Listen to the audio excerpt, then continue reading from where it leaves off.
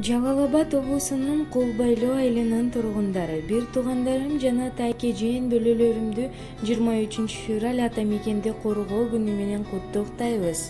Бүгүн үй бүлөсүн коргогон аталардын майрамы, эжесин коргогон энелердин майрамы, карындаштарын коргогон агалардын майрамы, сүйүктүүсүн коргогон жана жалпы эле аскерде чек арада ата мекенди коргогон жоокерлердин майрамы.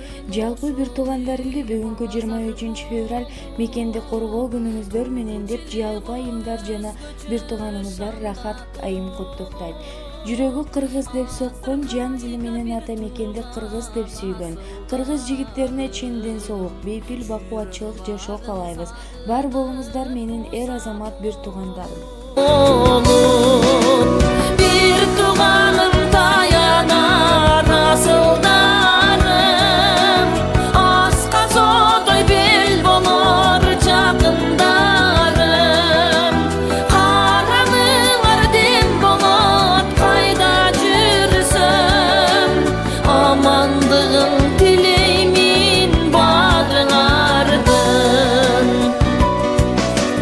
Biz çoğuyup balalık artta kalıp, ar kimi biz ar tarafta bağıt alıp, azırakta yene bolup kalgansınlar.